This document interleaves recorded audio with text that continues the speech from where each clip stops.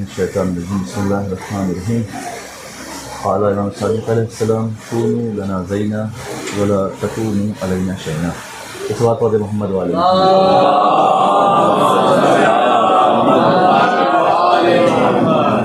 مجلس ہو چکی ہے. آپ نے فضائل سنے ماشاء اللہ کی عبادت سنی. جو کچھ طاہر بھائی نے کہا اسی کو میں عرض کروں گا. انہوں نے بنگالی میں عرض کیا, میں نے اردو میں عرض کروں گا. اور جو کچھ قبلہ نے کہا اس کے آگے میں کچھ دو چار باتیں بس مختصر تشریح. آپ لوگ بھی کافی دیر سے بیٹھے ہوئے ہیں, کافی زیادہ وقت نہیں لوں گا. ایک دو مسجد کے جوانوں کے لیے پھر ختم دعا. یہ فرشیزہ جو مجلس, خدا کا لاکھ لاکھ شکر ہے, بے پناہ شکر خدا کا کہ اس نے مجھے ہمیں توفیق دیا, ایک ایسا پلیٹ فارم دیا جہاں سے ہم سیکھ سکتے ہیں اور ایک دوسرے کے ساتھ جوڑ سکتے ہیں. زمانہ یہ کہتا ہے کہ ہم فرشیزہ کیوں بچھاتے ہیں, مجلس کیوں بچھاتے ہیں, ہر سال کیوں, ہمیشہ کیوں. سوال ہوتا ہے نا, دھرتی محرم شروع نہیں ہوا, کچھ لوگ ایسے ہوتے ہیں کہ ہمیشہ کی جب دیکھو مجلس کیوں, رونا کیوں, ماتم کیوں. تاریخ کہتی ہے جب جناب ابراہیم کو آگ میں ڈالا جا رہا تھا تو آگ اتنی سخت تھی, اوپر سے جو پرندہ گزرتا تھا وہ جل کے راکھ ہو گئی. اتنی آگ سخت تھی کہ پرندے کی اونچائی کتنی بھی ہو لیکن آگ اتنی سخت تھی. میں کوئی مقدمہ نہیں, کوئی نہیں, صرف دو چار گفتگو آپ کے سامنے ختم دعا. اس بات پڑھیں محمد والے محمد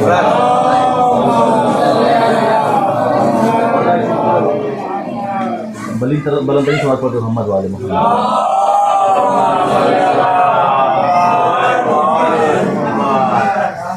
تو جناب ابراہیم کی آگ اتنی سخت تھی کہ کوئی بھی پرندہ اوپر سے گزرتا تھا آگ میں جل کے بھن جاتا تھا. ایک پرندہ ہے فاختہ, علماء لکھتے ہیں فاختہ پرندہ تھا. وہ اپنی چونچ میں تھوڑا سا پانی لیے جناب ابراہیم کی آنکھ کی طرف جا رہا تھا. جب کچھ پرندوں نے دیکھا کہ وہ جا رہا ہے تو ایک مرتبہ اس نے, تمام پرندوں نے اس سے پوچھا کہاں جا رہے ہو, تو اس نے آواز لگائی کہ میں جناب ابراہیم کی مدد کرنے جا رہا ہوں, ان کی آگ پر پانی ڈالنے جا رہا ہوں. ایک فاختہ, ایک پرندہ, معمولی سا پرندہ, وہ جناب ابراہیم کے لیے چونچ میں پانی بھر کے جا رہا تھا.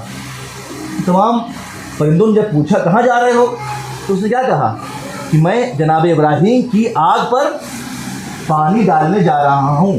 ایک مرتبہ تمام پرندوں نے پوچھا ارے کہاں, کیا بیوقوفی کر رہے ہو, کہاں ابراہیم کی آگ اور کہاں تمہارا اتنا سا پانی. بہت ہوتا ہے, کہاں ابراہیم کی آگ اور کہاں تمہاری چونچ کا اتنا سا پانی. ایک مرتبہ پرندہ جواب دیتا ہے مجھے معلوم ہے کہ مجھے تھوڑے سے پانی سے جناب ابراہیم کی آگ پہ کوئی اثر نہیں پڑے گا, لیکن رہتی دنیا تک یہ پیغام پہنچ جائے گا کہ میں ابراہیم کا چاہنے والا ہوں, دشمن نہیں ہوں. ہم بھی فرش اعضا بچھا کر, آنسو بہا کر, جلوس نکال کر دنیا والوں کو یہ بتانا چاہتے ہیں کہ حسین کے چاہنے والے ہیں, ہم انسانیت کے دوست رکھنے والے ہیں, ہم اہل بیت کے وفادار ہیں, ہم اپنے ملک سے وفاداری کرنے والے ہیں. ہماری اس عزاداری سے یقیناً کچھ ہونے والا نہیں ہے, لیکن رہتی دنیا تک یہ پیغام پہنچ جائے گا. یہ وفادار قوم ہے, یہ زندہ دل قوم ہے, یہ وہ قوم ہے جس کے اندر انسانیت آج بھی زندہ ہے. ایک صلوات پڑھ دیں محمد والے محمد.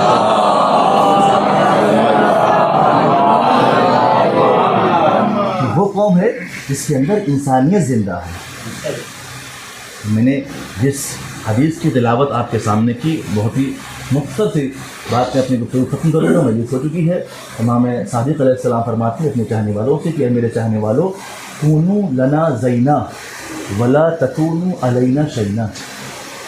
مجھ سے بہتر ترجمہ کر سکتے ہیں لیکن ترجمہ میں کر رہا ہوں کہ امام فرماتے ہیں اے میرے چاہنے والوں, میرے لیے خوشنودی کا سبب بنو, ایسا عمل انجام نہ دو کہ تمہارے عمل سے میں روں, مجھے پریشانی ہے.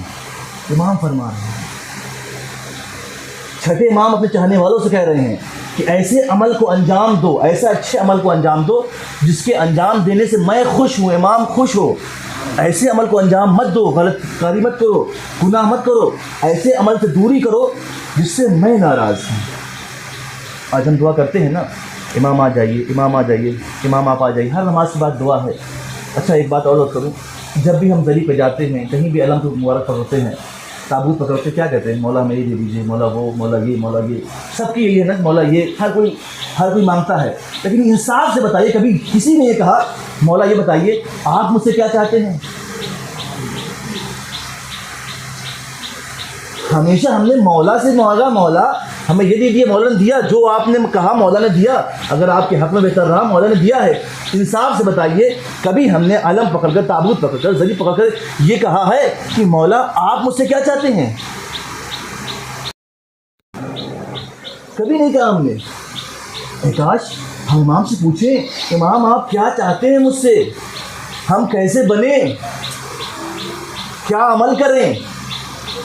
کبھی تو ایسا ہونا چاہیے۔ آیت اللہ بحرانی کا واقعہ ہے کہ دیکھیں ہم ہمیشہ امام کو بلاتے ہیں، امام آ جائیے، امام آ جائیے، امام آ جائیے، لیکن امام کو ظہور نہیں ہو رہا ہے۔ آیت اللہ وہ ان کا دستور تھا کہ وہ قریہ جا کے نجف سے ہر قریے میں تبلیغ کیا کرتے تھے، ان کا دستور تھا، 6 مہینہ یہاں، 6 مہینہ وہاں، ان کا یہ رد عمل، یہ عمل ہر سال کنٹینیو تھا، کبھی یہاں کبھی وہاں۔ ایک بار وہ عراق کے ایک محلے میں گئے، بہت توجہ تھی، جو ہم امام کو بلا رہے ہیں تو کیوں بلا رہے ہیں اور امام کیوں نہیں آ رہے ہیں، بہت توجہ۔ ہماری دعا یہی ہے نا کہ امام آ جائیے، کتنے لوگ دعا کرتے ہیں، کوئی ایسی محفل، کوئی ایسی مجلس، کوئی ایسی نماز نہیں ہے جس میں امام کو یاد نہ کریں ہم، تو ہم کیوں نہیں آ رہے ہیں؟ وہ کہتے ہیں کہ ان کا دستور تھا کہ وہ ہر نماز کے درمیان میں ایک خطبہ دیا کرتے تھے اور ایک حدیث بیان کرتے تھے، بہت توجہ۔ انہوں نے ظہرین یا مغربین کے درمیان جب کھڑے ہوئے اور ایک حدیث ارشاد فرمایا، وہ کہتے ہیں کہ امام فرماتے ہیں کہ میں اگر آ جاؤں، امام فرماتے ہیں میں اگر آ جاؤں تو یہ جو میرے چاہنے والے میری محبت کا دعویٰ کر رہے ہیں کہ جو بلا رہے ہیں مجھے کہ امام آپ آ جائیے، امام آپ آ جائیے، یہی کہیں گے میرے آنے کے بعد کہ امام آپ کیوں آ گئے، آپ نہ آتے تو بہتر تھا۔ بہت توجہ کیجیے، وہ حدیث فرماتے ہیں، امام فرمائیں گے کہ جو مجھے بلا رہے ہیں آج، جو ہر جگہ میری محبت کا دعویٰ کر رہے ہیں کہ امام آپ آ جائیے، امام آ جائیے، یہی میرے آنے کے بعد کیا کہیں گے کہ امام آپ نہ آتے تو بہتر تھا۔ انہوں نے حدیث پڑھ دیا۔ اب مجمع بھی ہمارے لوگ مولائی مجمع تھا، جو مولائی لوگ ہوتے ہیں، اور کیسے کہہ دیا مولانا آپ نے، ہم امام کو بلا رہے ہیں، ہمارے آپ امام ایسا کہہ دیں گے، ایسا ہو نہیں سکتا، آپ صحیح نہیں، آپ غلط ہیں، آپ شیعہ نہیں، آپ بھگا رہے ہیں، نکلیے مسجد سے۔ ہوتے ہیں کچھ لوگ اپنے آپ کو دکھاتے ہیں کہ ہم بہت بڑے مولائی ہیں، بہت چاہنے والے ہیں، تو وہاں بھی کچھ لوگ تھے ایسے، آپ مجھ سے بہتر، میں اپنی بات کر رہا ہوں، آپ لوگ واقعی ایک عزادار ہیں، ایک حسینی ہیں، تو وہاں کچھ ایسے لوگ تھے جو غصے میں آ گئے، خیس میں ایک لمحے میں آ گئے، مولانا آپ نے کیسے کہہ دیا، آپ کی ہمت کیسے ہوئی کہ مولانا ایسے کہیں گے، آنے کے بعد ہم ان کو بلا رہے ہیں، ان کے چاہنے والے، مولانا ایسے کہہ دیں گے، نکلیے یہاں سے۔ بیچارے کو نکال کے بھگا دیا۔ اب وہ کہتے ہیں میں اپنے حجرے میں جا کے رو رہا تھا، ان کا بیان ہے کہ میں اپنے حجرے میں جا کے رو رہا تھا کہ مولا میں نے کیا کر دیا، میں نے کیا غلط پڑھ دیا، جو آپ کی حدیث تھی میں نے وہی تو بیان کیا ہے، کچھ الگ سے تو بیان نہیں کیا۔ وہ کہہ رہے ہیں کہ میں ابھی کمرے میں رو رہا تھا کہ ایک مرتبہ دق الباب ہوا، نوک ہوا، کسی نے دروازے کو کھٹکھٹایا، مجھے احساس ہوا، وہ عالم دین کہتے ہیں، مجھے لگا کہ مسجد والے لوگ ہوں گے، آئے ہوں گے کہ مولانا معاف کر دیجیے، غلطی ہو گئی ہے، آپ چلیے نماز پڑھائیے۔ وہ کہتے ہیں میں آگے بڑھا، دروازہ کھولا، اب جو کھولا تو منظر الگ تھا، وہی متولی ہے، ہاتھوں میں جا نماز ہے، اور غصے سے میرے منہ میں جنازہ پھینک دیتا ہے کہ لیجیے، جس جانماز سے آپ کھڑے ہوتے تھے وہ بھی نجیس ہے۔ کہتے ہیں میں پریشان کہ میں نے کیا پڑھ دیا، میں نے کچھ الگ سے تو نہیں پڑھا۔ وہ کہہ کے چلا گیا، یہ بیچارے روتے روتے تو یہ بھی سو گئے۔ جب آدھی رات گزری، اب سنیں کیا ہوا، جب آدھی رات گزری تو پھر سے دق الباب ہوا، پھر سے نوک ہوا، ٹک ٹک، دروازہ پھر سے کھٹکھٹایا۔ اب یہ سوچنے لگے عالم دین بیچارے، ابھی تو وہ اکیلے آیا تھا، اب لگتا ہے پوری قوم مجھے مارنے کے لیے آئی تھی۔ ایسی بات اس سے پہلے جو ہو چکا، ابھی تو اکیلے آیا تھا، اب لگتا ہے پورا محلہ مجھے سنانے کے لیے آیا ہے۔ کہ بیچارے ڈر ڈر کے دروازہ کھولتے ہیں تو کیا دیکھتے ہیں، وہی متولی ہے جو کچھ دیر پہلے آیا تھا، اتنے غصے میں تھا، مجھے برا بھلا کہہ رہا تھا، لیکن اب جو آیا ہے اس کا ہاتھ جوڑا ہوا ہے، آنکھوں سے آنسو جاری ہے، اور لبوں پہ یہ ہے کہ مولانا مجھے معاف کر دیجیے۔ وہی ہے کچھ لمحوں میں کیا ہو گیا؟ خیریت تو لمحوں میں اتنی تبدیلی کیوں؟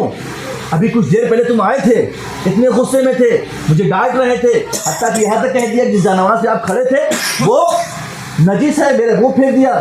اب کچھ لمحے میں کیا ہو گیا کہ تم رو رہے ہو، معافی مانگ رہے ہو، مولانا معاف کر دیے، خیریت تو آؤ بیٹھو۔ اب اس کو بیٹھا لا، مولانا جو ہم نے آپ کو مسجد سے نکال دیا، جانماز پھینک کے چلا آیا آپ کے منہ پر، تو میں مسجد کو پاک کر رہا تھا کہ آپ کے آنے سے میری مسجد ونیس ہو گئی ہے، یہ ہے وہ ہے، میں اس کو پاک کروں۔ اور میں اتنا تھک گیا کہ جیسے میں گھر پہنچا تو میری آنکھ لگ گئی۔ بہت توجہ سے، ہم کس زمانے میں جی رہے ہیں اور کیا ہم اس لائق ہیں کہ امام کو ہم بلا رہے ہیں کہ امام آ جائیں تو ہم ویسے امام کی خدمت کر سکتے ہیں؟ بہت توجہ۔ وہ کہتا ہے میں بہت تھک گیا تھا اور جب میں گھر پہنچا تو اتنا تھکا تھا میری آنکھ لگ گئی۔ اب جب میری آنکھ لگی تو کیا دیکھا کہ ایک محشر کا سماں ہے، قیامت ہے، ہر طرف آواز ہو رہی ہے کہ اٹھو اٹھو، چلو امام آ گئے ہیں، چلو چلو امام بلا رہے ہیں، اور چلو چلو امام بلا رہے ہیں اپنے چاہنے والوں کو۔ تو میں بھی اٹھا رہے، میں بھی امام کو چاہنے والا ہوں، میں بھی چلوں، امام سے محبت دل میں ہے، بلاتے تھے امام آئیے آئیے، امام آ گیا اب میں بھی چلوں۔ یہ کہتا ہے کہ میں نے اپنے گھوڑے پر سوار ہوا اور اس کو ایڑ لگائی، پہنچا امام کی خدمت میں۔ اس کا بیان ہے کہ جب شور ہوا کہ امام آ گیا، چلو چلو چلو، تو میں بھی اٹھا اور اپنے گھوڑے پہ سوار ہو کے تیزی سے مولا خدمت پہنچا۔ اب جیسے میں مولا کے پاس پہنچنے والا تھا کہ ایک مرتبہ مولانا مجھے دور سے روک دیا، رک جاؤ آنے والے، رک جاؤ۔ کہ مولا چاہنے والا ہوں، آپ کی زیارت کر جاتا ہوں۔ کہا ٹھیک ہے آ جاؤ، لیکن کچھ کنڈیشن ہے، کچھ شرط ہے میرے گھر پہ آنے کے لیے، ہم سے ملاقات کرنے کے لیے۔ کہا کیا مولا کیا؟ کہا تمہارے باپ، تم لوگ دو بھائی ہو، تمہارے باپ کی دو اولاد تھی، تم اور تمہارا چھوٹا بھائی۔ تمہارے باپ کی وصیت تھی سب کچھ آدھا آدھا بٹے گا، حصہ ہوگا، لیکن تمہارے باپ کا انتقال ہوا تو تم نے وہ سب بھول گئے۔ جس گھر میں تم ہو نا، یہ گھر آدھا تمہارا آدھا تمہارے بھائی کا ہے، پہلے جاؤ اس کا حصہ اسے دے کر آؤ، پھر میرے پاس آنا۔ اللہ اکبر۔ ہر کوئی اپنے نفس کا جائزہ لے اس وقت، یہ ہر ایک کے لیے بات ہے۔ جو تمہارے بھائی کا حق تھا، جاؤ اپنے بھائی کو اپنے گھر کا آدھا حصہ دے کے آؤ، پھر میرے پاس آنا۔ وہ کہتا میں نے پھر سے گھوڑے کو ایڑ لگایا، پھر سے گھر پہنچا، اپنے بھائی کو بلایا، بلانے کے بعد اس کو آدھا گھر دیا، پھر واپس آیا، پھر وہاں رک جاؤ، بس یہی نہیں، جو کھیتی باڑی جو بھی تھی سب میں آدھا حصہ ہے، وہ بھی دے کر آؤ۔ پھر گیا، پھر سے دو بار 3 بار ہو کے آیا، اب 4-5 بار ہو گیا، اور ایک بار پھر آخری بار آیا، چھٹی بار۔ تو امام نے کہا کہ اچھا ٹھیک ہے، یہ جو گھوڑا ہے تمہارے باپ کی وصیت تھی، یہ گھوڑا تمہارے بھائی کے حصے میں رہے گا، تم نے لے لیا ہے، اس کو واپس کر کے آؤ، پھر میرے پاس آنا۔ ایک مرتبہ وہ کہتا ہے کہ میں اتنا تھک گیا تھا، میں اتنا پریشان ہو گیا تھا، بس ہر چیز یہ دیکھے کہ ایک بیگ میرے زبان سے جملہ جاری ہو گیا، مولا آپ کے آنے سے پہلے میں خوش تھا، میرے پاس زمین بھی تھی، میرے پاس گھر بھی تھا، میرے پاس یہ بھی تھا، میرے پاس وہ بھی تھا، میرے پاس گھوڑا بھی تھا، لیکن آپ کے آنے سے سب کچھ چھن گیا، آپ نہ آتے تو بہتر تھا۔ اللہ اکبر۔ واقعہ ختم ہو گیا، بات ختم ہو گئی۔ اب ذرا ہر کوئی اپنے نفس کا جائزہ لے، کہیں ہم نے اپنے بھائی کا مال تو نہیں کھایا ہے، کہیں میں نے اپنے بیٹے کا حق تو نہیں مارا ہے، کہیں ہم نے اپنے پڑوسی کا حق تو نہیں مارا ہے۔ کیوں؟ اس لیے کہ اگر کسی کا حق ماریں گے اور دعا کے لیے ہاتھ اٹھائیں گے، جب تک آپ اس کا حق ادا نہیں کریں گے آپ کی دعا پوری نہیں ہوگی۔ ہم پہلے خود کو ویسا بنا لیں۔ اس بات پر محمد والے محمد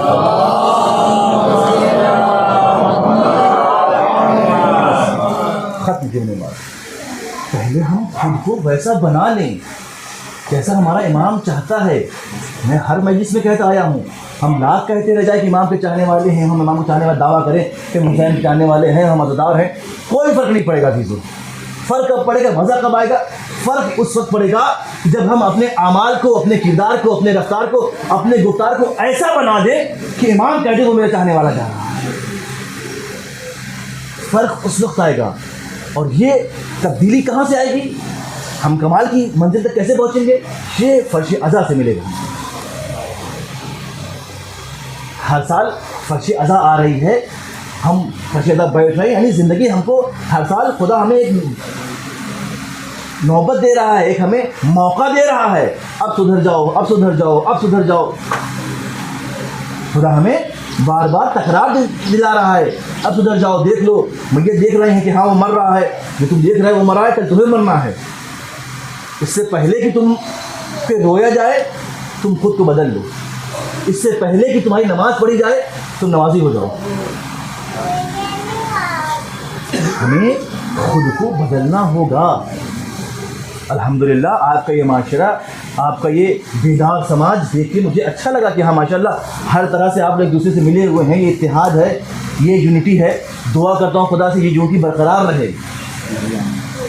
اس طرح کی یونٹی ہندوستان میں بہت کم ہے.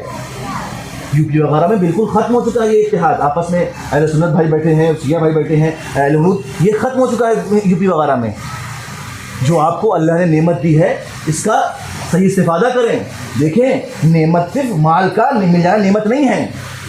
ہم سوچتے ہیں صرف مال کا پیسہ مل گیا یہ نعمت نہیں. نعمت کئی طرح کی ہوتی ہے. کبھی اچھی اولاد نعمت ہے, کبھی اچھی زوجہ نعمت ہے, کبھی اچھا شوہر نعمت ہے, کبھی اچھا باپ نعمت ہے, کبھی اچھی ماں نعمت ہے, کبھی اچھا معاشرہ نعمت ہے, کبھی اچھا دوست نعمت ہے. نعمت ہر طرح کی ہوتی ہے. ہمارے ذہن میں جو بیٹھ گیا ہے کہ نعمت صرف پیسہ ہے. نہیں, صرف پیسہ نعمت نہیں ہے. اگر کسی زوجہ کو اچھا شوہر مل جائے تو شکر خدا کرے, یہ بھی نعمت ہے. کسی شوہر کو اچھی زوجہ مل جائے تو شکر خدا کرے, یہ بھی نعمت ہے. کسی بہن کو اچھا بھائی مل جائے, کسی بھائی کو اچھی بہن مل جائے تو یہ بھی نعمت ہے. اور کسی کو اچھا معاشرہ مل جائے تو یہ بھی نعمت ہے. میں نے کسی مجلس میں کہا تھا کہ نعمت کا شکر ادا کریں, اس سے استفادہ کریں. ہم افسوس کرتا ہمیں عرض کرنا پڑتا ہے کہ ہم جب نعمت چھن جاتی ہے تو اس کا احساس ہوتا ہے. آج ہمارے یہاں یو پی وغیرہ میں اتحاد ختم ہو گیا ہے. ہم اس مجلس میں شیعہ آتے ہیں وہ سنی نہیں آتے, جہاں سنی بیٹھتے وہاں شیعہ نہیں بیٹھتے. اب یہ اتحاد ختم ہو گیا ہے. اب دشمن ہم پر آرام سے حملہ کر سکتا ہے. دشمن اپنی سازش میں کامیاب ہو گیا ہے, کیونکہ جب یہ انگلی ایک رہے گی, جب مٹھی بنے گی تو وہ ڈرے گا. لیکن جب یہ انگلی الگ الگ ہو جائے گی جس سے آپ سارا کام نہیں کر سکتے. تو اگر ہمیں امام کا سپاہی بننا ہے, امام کا سچا محب بننا ہے, صرف زبان سے نہیں بلکہ عمل سے بھی کر کے دکھانا ہوگا. ایک صلاۃ پر محمد والے محمد.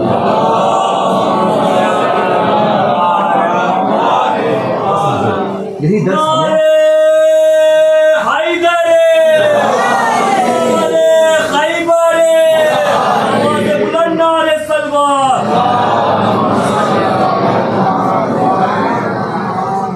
میں نے جو کچھ بھی اپنی کم علمی میں آپ کے سامنے عرض کیا, یقیناً آپ کے لیے کافی نہیں تھا.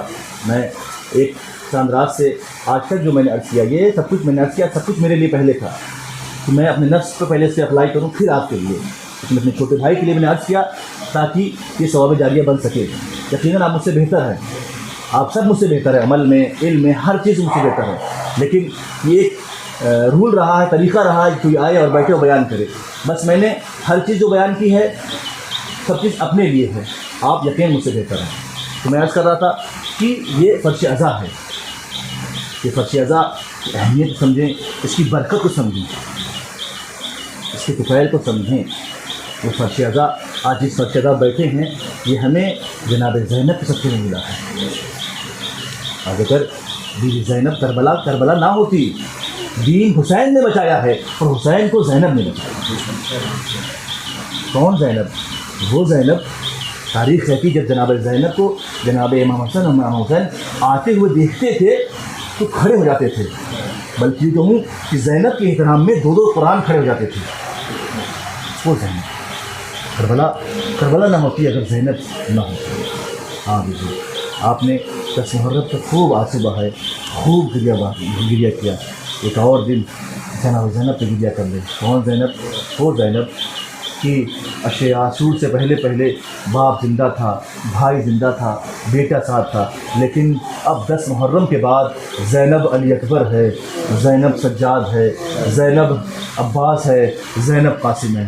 ہاں جی, جو تاریخ کہتی ہے 11 محرم کو جب تمام اہل حرم کو اسیر کر کے کوفہ اور شام کے لیے آمادہ کیا جا رہا تھا. اس مرتبہ جناب زینب نے کیا دیکھا؟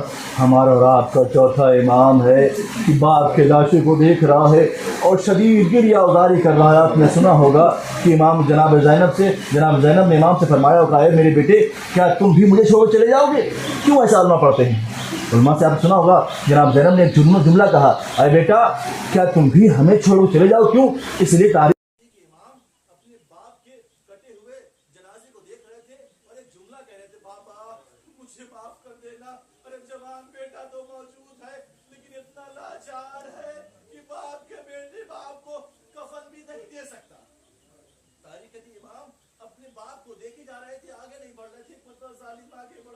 امام کو تازیانے پہ تازیانے مارنے لگا.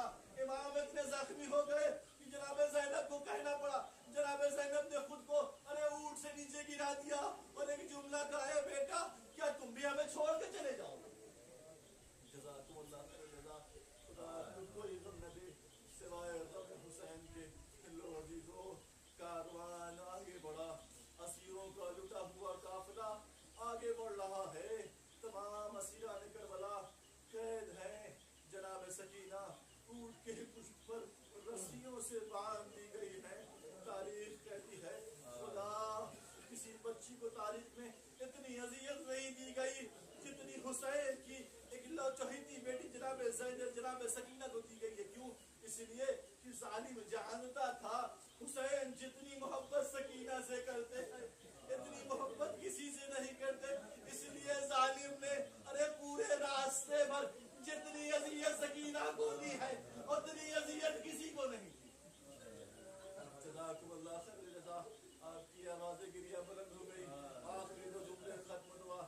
تاریخ کی ایک منزل وہ بھی آئی کہ جب ظالم نے اپنے قافلے کو روکا اور شمر اپنے تمام فوجی کو پانی پلا رہا تھا. آپ انصاف سے بتائیں کہ آپ کے بچے جب پیاسے ہوتے ہیں، میں نے عرض کیا کتنی بھی رات کیوں نہ گزری ہو، باپ کتنا بھی غریب کیوں نہ ہو، بھائی کتنا مجبور کیوں نہ ہو، لیکن اگر اس کے بیٹے کو اس کی بہن کو پیاس لگتی ہے تو بڑا بھائی باپ کی جہاں ہوتا ہے بہن کی ہر خواہش پوری کرتا ہے. یہ پانی کیا چیز ہے؟ لیکن ہائے رے سکینہ باپ کی شہادت کے بعد اتنی مجبور ہے. تاریخ کہتی ہے جیسے جناب سکینہ نے دیکھا شمر اپنے لشکر کو پانی پلا رہا ہے.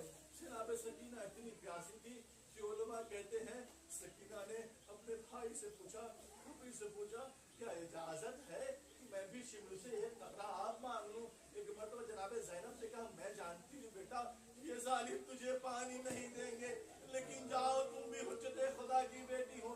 میری ماں بہنیں میرے جملے کو سن رہی ہوں گی، یقیناً ان کے پاس بچیاں بھی ہوں گی.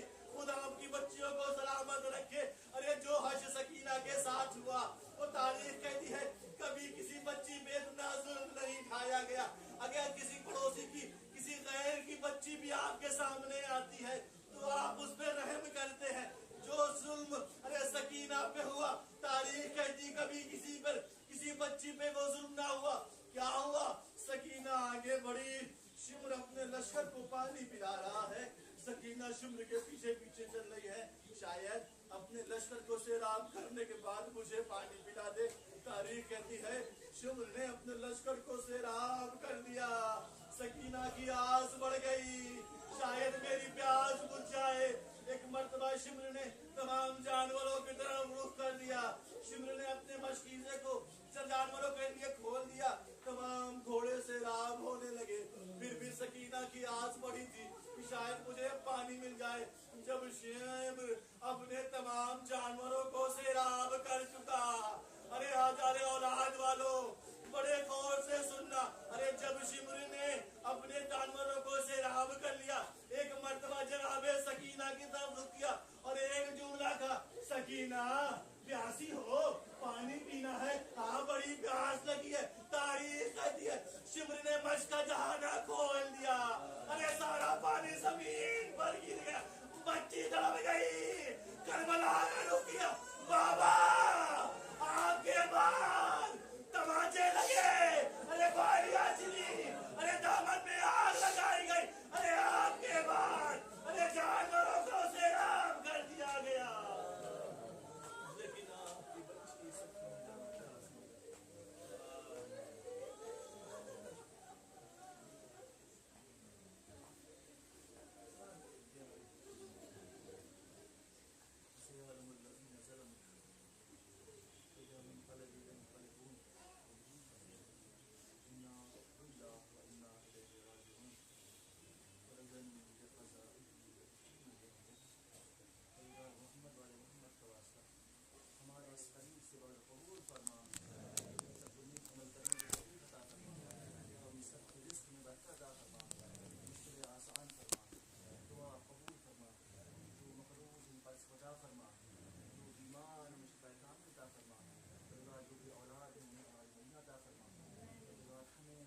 صراط مستقیم کے صراط ہدایت پر چلنے کی توفیق عطا فرما اور ہم سب کے درمیان اتحاد کو قائم رکھ اور ہم سب کو ویسا بنا کہ ہمارا امام چاہتا ہے اور امام سے تعریف فرما ہمیں ان کے محبین میں شمار فرما ایک مدثر خان اور تین مدثر اخلاق دعا فرما کر جناب